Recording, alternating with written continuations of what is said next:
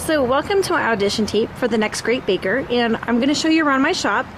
This is me, Shannon, but we live here mostly, so I don't have time to actually show you my cakes, which luckily you've already seen the pictures. There's where the fabulous dummy cakes will go. So I'll walk you up to my shop. We just opened last Saturday, so good times, right around the corner here. And we're called Cake Open Love. We do lots of specialty cakes and cupcakes. So come on inside. This is the dining room. So right now, this is my cake world because I don't really have a home. I'm a cake shop orphan. This is what we do. It's tripod ready for you guys. And this is what we do all day, every day. Make cakes and cupcakes. So I will see you in a second.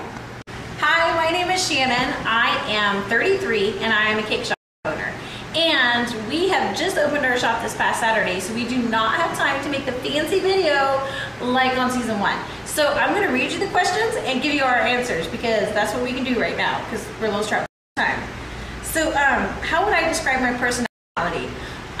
Overbearing, loud, argumentative, and sometimes nice. Sometimes nice because you got to make up and get into heaven.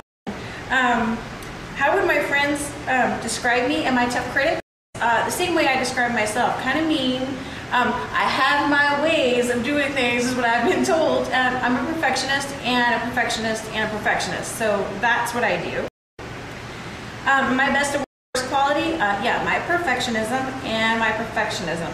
Although my husband says I'm a perfectionist and a procrastinator at the same time, and that doesn't work well together. So it's kind of how I am on cakes too. I wait till the last minute to do everything. So, and then my background, how I got started in baking is my husband forgot to order a birthday cake, and because I'm a perfectionist on everything, including my kids' parties, we had to have a really cool cake. So I thought, we have YouTube and a block of Wilton fondant and a fake cake, and we're gonna make this. And so that's how we started. I'm part of the YouTube generation, and yes, we are a movement, in case you didn't know. And how well do I take criticism? Not well. I don't really like criticism at all, period. Like, we just had a rep come in here today talking about baking, and I thought, my gosh, you just sell the stuff, man. You don't make it. Don't tell me how to make my cakes. But he's really good. We're gonna order from him anyway. I know. Food experience before this, none. We've been doing this for 3 years, and by we, I mean me and reluctantly my husband, and now my new business partner, Connie. Before that, I caught our kitchen cabinets on fire making toast. So really got no experience on that at all. For decorating, everything YouTube. Crazy Cakes on YouTube from the UK are my favorite video maker people. Besides that, no official training, but I have been asked to teach a class, so YouTube has some merit. We have merit. Am I creative in the kitchen? Yeah, by force. We have to be creative because when we first started out, we had a butter knife and a toothpick. And that's what we made Yoda and all of our other things out of. So by force, we are creative because we're on a super tight budget since we just opened. So we make all of our cakes, but I think with us having limited supplies and all the fancy things that the bakers do, that makes us be creative, but it also gives us a really good edge. So I think it's to our advantage that we're creative and short on funds. What makes me stand out as a person that would catch your attention would be our nonprofit. We just started our business, but we have committed to tithe 20% back to our community. So basically, in regular lingo, we're giving 20% of everything we make back to our immediate community. We just did a nonprofit organization called Fairy Godmother Project. They're national. They were started by Disney for girls who can't afford to get prom dresses. And so they come in and they're treated like a princess for a day. And my partner and I, we made 250 cupcakes and a pink fondant cake complete with a crown for the girls to be treated like a princess. And we tried to make sure that we're giving back as much as we get. And that's something that's really near and dear to us. So while we may be surly and a little short on time and a lot short on sleep, we're always trying to put the community first and giving back. We think that is really important, and it's a good purpose for our company. So I have my notes here. My favorite topic of conversation, anything controversial, especially religion and politics. And I will always argue everything as long as I can win, and I mostly do because people just don't like it after a while and they just leave. So I consider that a win for me. When they walk out, I win, that's me, I win. Recipes, all of our recipes for our cupcakes, which we have about 40, are from memories. Like, for example, vanilla cream soda right here. It's my favorite thing, and when I was younger, my grandpa used to get us the Barks root beer and cream soda, so I made it into a cream soda. We also have a Kim's key lime. It's after my mother-in-law. Everything is something from a memory, so really when I come to work, I'm really kind of lucky because when we make the things, I get to reminisce about all the people that have helped put me where I am. Time restraints and decorating. Yeah, working under pressure, everything's under pressure. We go home at 1 and we're back at 7.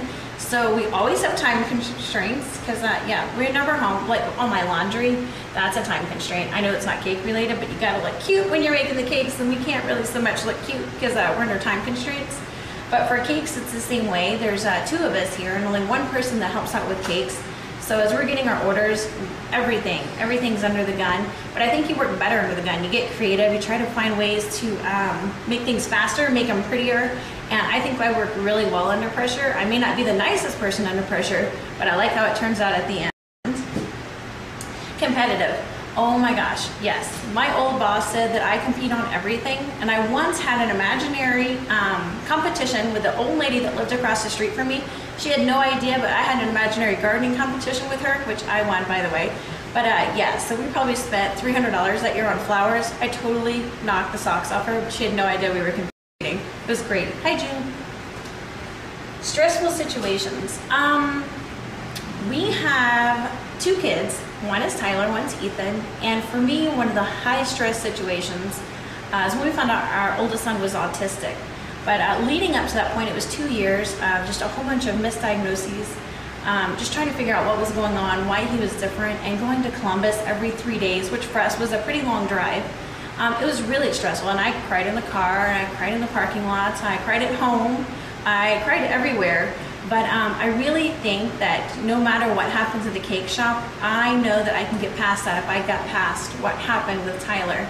And I want Tyler to see that no matter what you have or you don't have, that you can completely be successful and have fun. And I just want him to know that whatever he does in his life with what he has, he will be successful and be happy.